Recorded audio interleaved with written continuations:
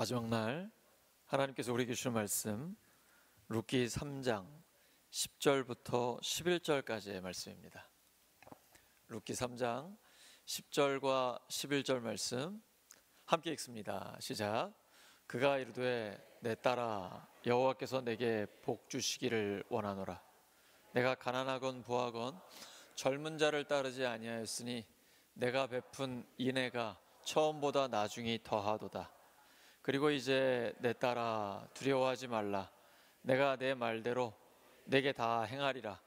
내가 현숙한 여자인 줄을 나의 성읍 백성이 다 아느니라. 아멘. 구원자를 통해 완성되는 소망. 구원자를 통해 완성되는 소망이라는 제목으로 하나님 말씀 전하겠습니다.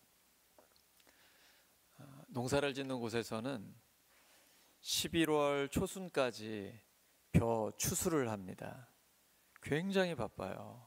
그래서 너무 힘드니까 진통제 주사를 맞으면서 추수를 하기도 하고 새벽부터 밤늦게까지 정신없이 추수를 합니다. 그리고 그 추수를 다 마치고 나면 햇 곡식을 가지고 먹는데요, 햅쌀이 얼마나 맛있는지 아시죠? 저는 제가 시골에서 목회를 할 때 우리 성도님들이 저한테 쌀을 가져다 주시거든요. 그렇게 달고 맛있을 수가 없어요. 그래서 와, 우리 부여 옥산 쌀이 제일 맛있습니다, 제가 이렇게 말씀드렸거든요. 그랬더니 나중에 성도님들이 저한테 그러시는 거예요. 추수한 햇 곡식 중에 제일 좋은 것만 목사님한테 갖다 드렸다고. 그래서 그렇게 맛있었던 거예요. 오늘 보아스가 룻기 3장 7절에 보면 먹고 마시고 마음이 즐겁습니다. 이제 막 추수를 마쳤어요. 타작을 끝내고 먹고 마시고 즐거워가지고 넉넉한 마음을 가지고 기쁨을 가지고 잠자리에 듭니다. 이렇게 보아스가 기분 좋게 잠자리에 듣는 건 매우 좋은 징조입니다. 시어머니 나오미가 룻에게 미리 이야기를 해줍니다. 타작마당에서 보아스가 잠자리에 들면 어디에 눕는지 잘 봐라. 그리고 그가 잠들면 그 발치를 걷고 거기에 누워라. 물론 이제 그 전에 해야 될 일이 있죠. 목욕을 깨끗하게 하고 그리고 옷을 정갈하게 입고 그곳에 발치를 옷을 거둔 다음에 그 안에 누워라, 이렇게 얘기해요. 이 며느리한테 너무 어려운 이야기 아니에요? 보아스는 나이가 많아요. 얼마나 많은지는 성경에 안 써 있는데 미루어 짐작하기를 거의 아버지 뻘이지 않을까 싶어요. 룻을 부를 때마다 내 딸아라고 불러요. 보아스가 이제 너무 배도 부르고 추수가 다 끝나서 행복해가지고 저기 잠자리에 가서 탁 누웠습니다. 룻은 보아스가 누운 그 자리를 잘 봤습니다. 왜냐하면 다른 사람한테 가면 큰일 나잖아요. 그리고 이 보아스가 깊이 잠이 들어야지, 그냥 어설프게 잠들어 있으면 확 깨버리면 또 안 되니까 깊이 잠들 때까지 기다리고 있습니다. 그리고는 발끝을 들고 살금살금 가는 거죠. 여러분, 그때 그 룻의 심장 소리 들리십니까? 얼마나 두근거릴까요? 굉장히 무서울 거예요. 외국인 여성 노동자, 과부, 이 여인 룻이 유력자인 보아스가 누워있는 그곳에 지금 가고 있는 거거든요. 근데 룻은 굉장히 순종적인 여인이에요. 시어머니가 시키는 대로 다 해요. 보아스의 숨소리가 들립니다. 깊이 잠들어 있어요. 가서 발치에 그 이불을, 겉옷인데 이렇게 걷고 조용히 들어갑니다. 아마 찬바람이 보아스의 다리에 싹 들어가지 않았을까 싶어요. 룻이 조용히 눕습니다. 워낙 깊이 잠들었는지 보아스가 깨지 않았어요. 여기서 깨면은 모든 계획이 다 수포로 돌아가겠죠. 참 감사하게도 보아스는 깊이 잠들어 있었습니다. 시간이 조금 흘렀습니다. 보아스가 잠이 깼어요. 근데 느낌이 이상한 거예요. 발에 뭐가 있는 것 같아요. 깜짝 놀라서 보니까 한 여인이 누워 있는 겁니다. 너 누구냐? 이때 룻이 차분하게 대답을 합니다. 나는 당신의 여종 룻입니다. 당신의 옷자락으로 저를 덮어주세요. 여기 옷자락은 히브리어를 보면 날개라는 뜻입니다. 당신의 날개로 저를 덮어주세요. 그 말은 이제 저는 당신의 보호 아래 들어갑니다. 내 운명을 당신한테 맡깁니다. 이렇게 얘기하는 것과 같아요. 사실 시어머니 나오미는 그렇게까지 말하라고는 시키지 않았어요. 앞에 보시면 거기 가서 누워 있으면은 보아스가 네가 할 일을 다 알려줄 거야. 그러니까 보아스가 알아서 다 할 거야. 이렇게 했는데 룻은 한 걸음 더 나아가 아주 대담하게 당신의 옷자락으로 나를 덮어주세요 라고 이야기를 합니다. 굉장히 두려웠겠죠. 이때 이 보아스의 반응이 중요하거든요. 이 자다가 웬일입니까? 사실 옷자락으로 나를 덮어달라라는 말은 다른 말로 하면 청혼하는 겁니다. 이게 한밤중에 느닷없이 기습을 당한 거예요. 젊은 과부한테 지금 프로포즈를 받은 겁니다. 근데 보아스의 첫 반응을 보십시오. 내 딸아, 여호와께서 내게 복 주시기를 원하노라. 이제 된 겁니다. 이게 지금 여기 와서 무슨 수작이야? 이런 반응이 나왔으면 큰일 나는데 보아스는 내 딸아, 여호와께서 너에게 복 주시기를 원하노라. 보아스도 마음이 지금 열려 있는 거죠. 마치 하나님께서 보아스를 통해서 룻에게 말씀하시는 것 같습니다. 내 딸아, 내가 너에게 이제 소망을 이루어 주겠다라고 말씀하시는 것 같아요. 우리 어제 날개에 대한 이야기를 룻기 2장 12절에서 읽었습니다. 룻은 절망 가운데에서 하나님의 날개 아래로 찾아왔습니다. 하나님의 날개로 품어주시고 보호해 주세요. 근데 오늘 지금 보아스한테 당신의 옷자락으로, 당신의 날개로 나를 덮어달라고 부탁을 하고 있습니다.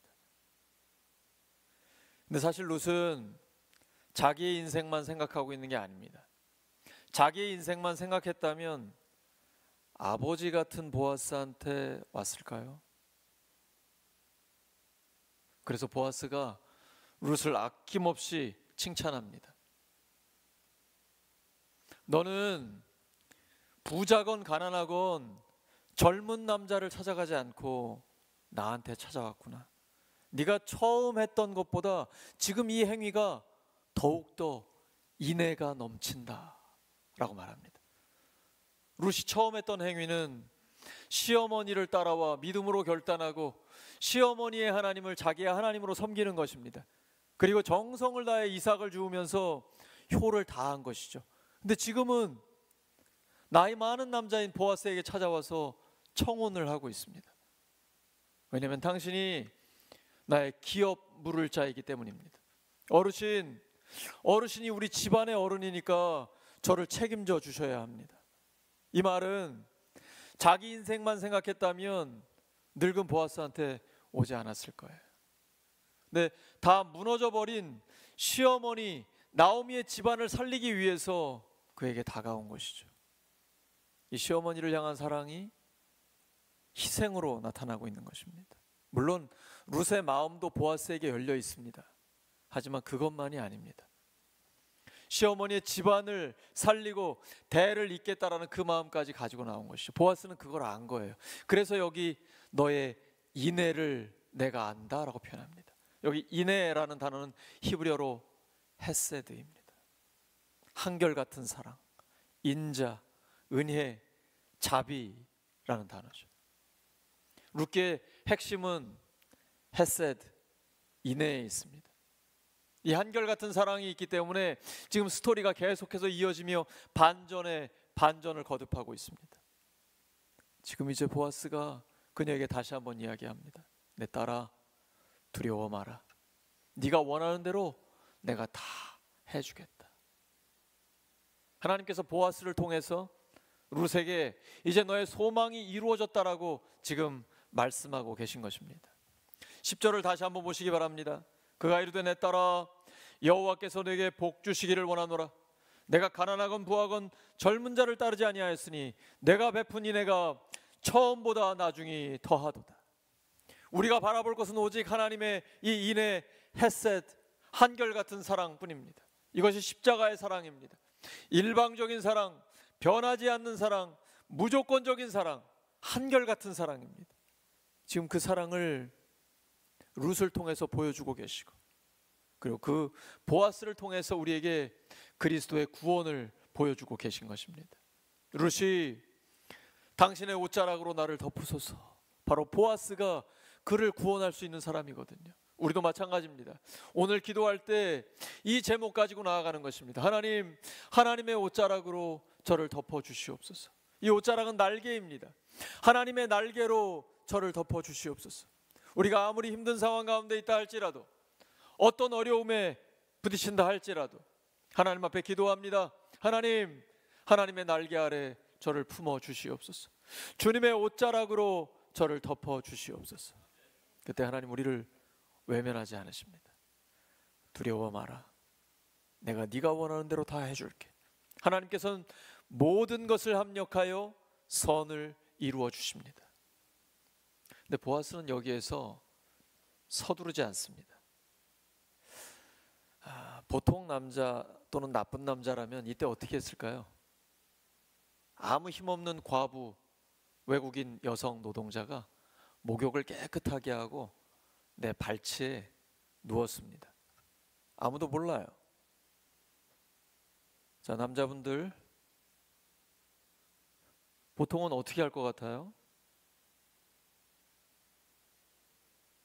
같이 기도한다고 그러시네요. 보아스의 인격과 거의 비슷한 것 같습니다. 아마 나오미는 보아스의 그러한 인격을 신뢰한 것 같습니다. 그래서 룻을 그렇게 보낸 것이죠. 보아스는 아침까지 여기 머무르라고 이야기합니다. 자기 발치에 와 있고 내 이불 속에 들어와 있는데 룻을 건드리지 않습니다. 그녀의 순결을 지켜줍니다. 결혼 전까지 사랑하는 룻을 보호해 준 것입니다. 지금 시대는 악하고 음란한 시대입니다. 혼전 순결을 이야기한다는 것이 참 어렵고요.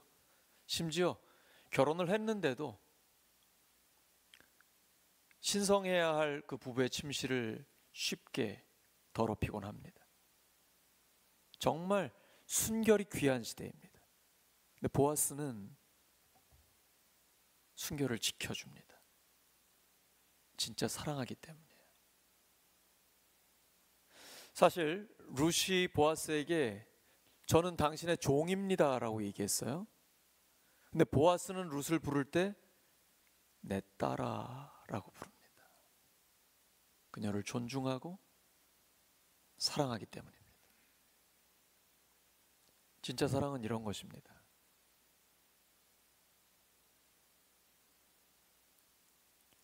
함부로 하지 않습니다. 인격적인 존중이 있고 기다립니다. 보아스가 현실을 이야기해 줍니다. 내가 기업 물을 자 맞는데 나보다 우선순위가 위에 있는 사람이 있다 라고 보아스에게 얘기를 해줘요.